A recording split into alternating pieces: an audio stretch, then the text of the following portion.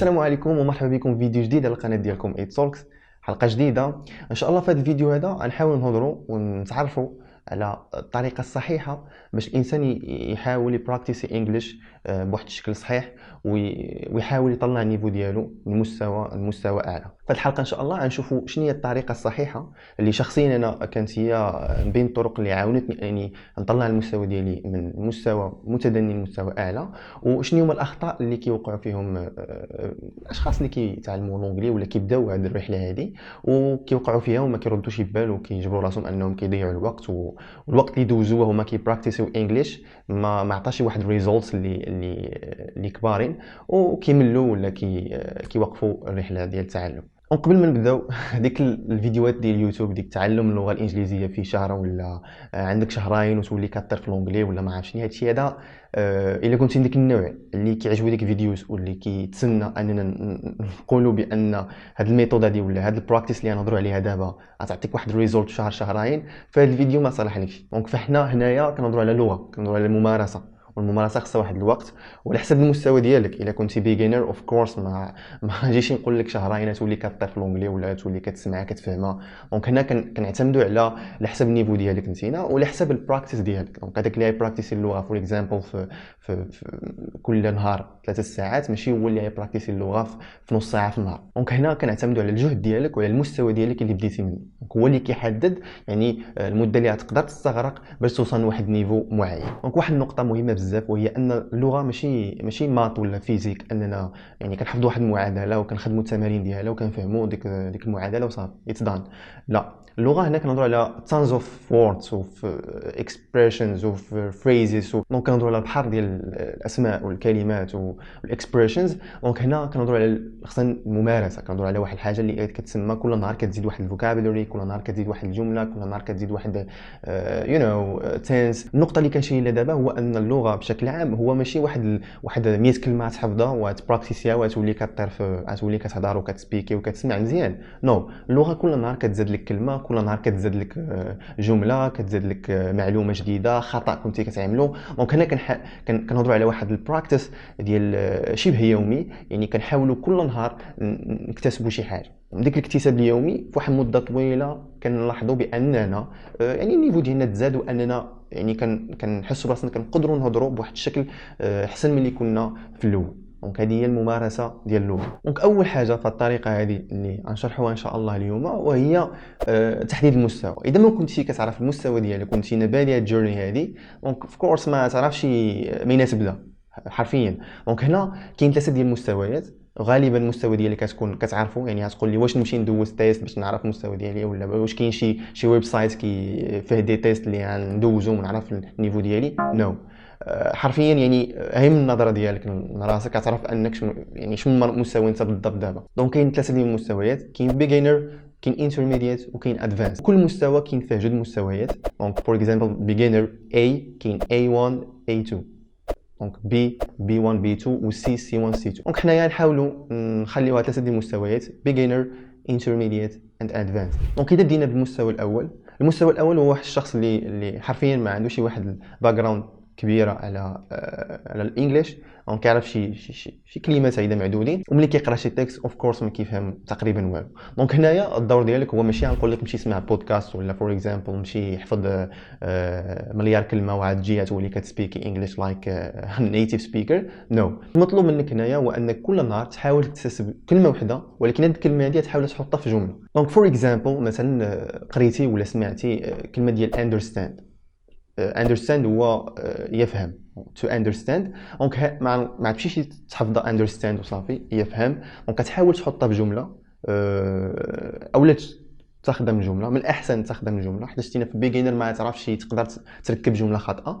غتاخذ هذيك الجمله هذيك وغتحفظها بديك الشكل هذاك. فور اكزامبل تقدر تجبرها مكتوبه I understand the lesson، انا فهمت الدرس. دونك حاول تحفظ جمله بهذا الشكل هذا، ما تحفظش كلمه. دونك كل نهار تحاول جوج جمل، تحاول تعطي واحد راسك واحد، ما نقولكش احفظ 5 الجمل ولا براكتيسي 5 الجمل. حاول تشوف شنو هي الاستطاعه ديالك، يعني العدد اللي يقدر يخليك افري داي تنوض وتعلم هاد الجمل هادو. حاول ما تعطيش لراسك واحد العدد كبير، لان اذا عطيتي لراسك واحد العدد كبير تقدر مع الوقت يعني تحس بواحد الملل ولا واحد الفشل. دونك حاول تعطي لراسك واحد العدد اللي هو سهل ويقدر يحفزك كل نهار انك تعلم هاد الجمل هذه. تقدر تعمل اوبجيكتيف ديال جمله واحده. دونك المهم هو انك افري داي كاين واحد البراكتيس كتبراكتيسيها في اللغه الانجليزيه. دونك دابا ندوزو للمستوى الثاني اللي هو انترميديت. دونك انترميديت هو واحد الشخص اللي انا شخصيا كنعتبره ما قادرش يهضر وماشي مصمك، يعني ما عنده حتى شي خلفيه في الانجليش، يعني هو بين وبين. دونك الشخص هذا غالبا عنده واحد الباك جراوند، عنده واحد المجموعه ديال الفوكابولري، ولكن كيفهم شويه ما كيفهمش نص اخر. ملي كيكون كيقرا مثلا شي تكست ولا كيعمل ريدين كيفهم واحد البارتي ما كيعرفهاش. دونك هنايا تحاول تبقاش على شي بودكاست ولا شي فيديوز. وكنخلي في الديسكريبشن تحت شي لي بودكاست صراحه اللي فادوني انا شخصيا في المستوى ملي كنت في المستوى ديال انترميديت. و اوف كورس ايم شور اي فولو ديك البودكاست، كاين بزاف ديال الحلقات فيه. غنخلي اللينكس تحت باش اوف كورس تبراكتيسوا اذا كانت عندكم رغبه انكم تبداو هذه الطريقه هذه. دونك اثناء الاستماع ديالنا كاين جوج الحوايج خصنا نقوموا بهم. اول حاجه هو الا كان المستوى ديالك يلاه فات بيجينر، دونك اذا كنتي يلاه يعني من المرحله ديال الكلمات كنتي كتجمع وهذاك كونتي واحد الباك جراوند على واحد الكميه كبيره ديال الفوكابولري، دونك الا كنتي يلاه زدت الا طلعتي الانترميديت تحاول تبدا بالفيديوز بالصوت والصور. دونك حاول ما تبداش غير بالبودكاست، حاول تبدا باليوتيوب فيديو. دونك علاش؟ لان بطبيعه الحال ملي كتشوف وكتسمع ماشي بحال اللي كتسمع. دونك ملي كتكون كتشوف تقدر مثلا غير من الحركه تعرف المعنى ديال شي كلمات، لان في الاستماع اوف كورس كيكون غير الصوت، يعني تقدر ما تكابتيش بزاف ديال الكلمات العكس ديال الفيديوهات. دونك كيكونوا حركات تقدر تجبد شي كلمه غير من الحركه اللي قام بها. الا كنتي متمكن اكثر تقدر مثلا غير بالبودكاست فرا كافي ووافي.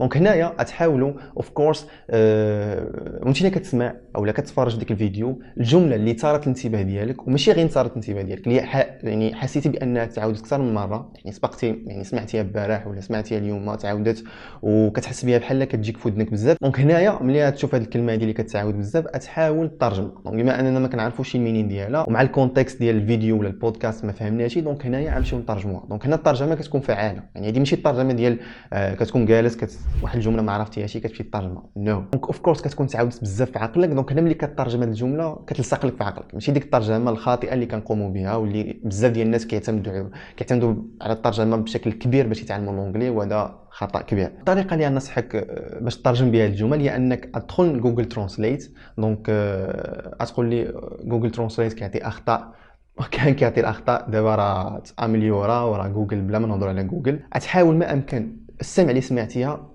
تعاودوا جوجل. دونك ما تكتبهاش، تعمل انك تبحث بالصوت. دونك ملي كتبقاش عليها بالصوت اطلع لك الكتابه ديالي، لان اوف كورس تقدر مثلا ملي تجي تكتبها بالكتابه تقدر تخطف شي سبيلين ديال شي حرف ويعطيك شي مينين ديال شي جمله اخرى. دونك هنايا كتحاول تسمع مزيان في البودكاست ولا في ديك الفيديو اللي كنتي كتسمع وكترجمها يعني صوتي، يعني كتقولها في جوجل بالصوت وهو كيترجمها لك. دونك هنايا غالبا غيكتبها لك صحيحه، يعني انت المشكل ديال السبيلين ما توقعش فيه. الطريقه هذه كتسمى the natural order of language acquisition، يعني الاكتساب الطبيعي ديال اللغه، يعني انك كتسمع وعن طريق السمع يعني كتاخذ القواعد بشكل طبيعي، يعني ماشي كتمشي تقرا درس وكتجي كتبراكتيس. لان المشكل ديال انك تمشي تتعلم درس هو انك كتبقى مكوانسي معاه، يعني ملي كتكون كتهضر كتبقى تقول نزيد اس لا نحيد اس اي وقيله كيمشي معاها، اللغه ديالك كتكون ركيكه بهذا المعنى هذا. ملي كتكون كتسمع بشكل طبيعي وكتتبر وكتدخل لك شي عن طريق السماع، عقلك كيكون يعني بحال كنقولوا مطلوق، يعني ملي كتكون كتهضر ما كتبقاش تكون مربوط بالقواعد والجرامر وداكشي. دونك هذا هو لافونتاج ديال ليسنين. اوف كورس اذا قدرتي تقرا فقراءه الصراحه حتى هي كتزيد في المستوى ديالك. كنهضروا على الانترميديت. دونك listening مع reading it's more than enough، يعني ما تقدرش بلا ما تمشي تقرا الجراماتيكال ستراكشرز وما عرفتش ني وهذاك. دونك just listening and reading. في المستوى الادفانسد هو المستوى ديال بحال كنقولوا هو الدكتوراه ديال اللونجلي. دونك هنايا غنحاولوا نهضروا غنحاولوا نهضروا بزاف داكشي اللي اكتسبنا، داكشي اللي براكتيسينا، وداكشي اللي دخلنا لعقلنا غنحاولوا نهضروا دابا ونكتبوا. دونك هنايا كنصحك انك يعني تبقاش على الناس متمكنين من الانجلي بحال الاساتذه ديال الانجلي، بحال نيتيف سبيكرز فور اكزامبل. دونك هنايا تحاول تهضر معاهم، غتقول لي ماين نجبر هاد الناس هادو، انا ما عنديش شي محيط ديالي ما فيهاش شي ناس كيهضروا بالانجلي. دونك هنايا كاينه دي ويب سايت لايك ايتالكي، ريف.com.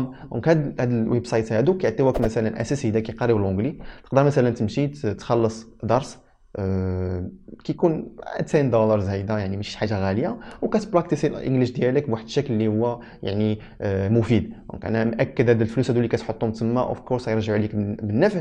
والغايه هنايا هو ان ملي كتكون كتهضر مع داك الشخص هذاك كيصحح لك الاخطاء اللي كتكون كتعمل اللي ما انتبهتيش ليهم وانت كنتي كتسمع وكتبراكتيسي الانجليش ديالك. دونك هنا كتكون المنفعه نيشان، دونك كتصحح لك الخطا بواحد الشكل مباشر. اذا كنتي ما باغيش تخسر فلوس ديالك في هاد الابليكيشنز هادو، فكاين جروبات فيسبوك فيهم ناس مثلا من الانجليز، من كندا كيهضروا بالانجلي، من بريتش من لندن كيهضروا بالانجلي. تقدر تعمل كونتاكت، تقدر تعمل معاهم دي زابيل فيديو، تحاول تبراكتيسي الانجليش ديالك.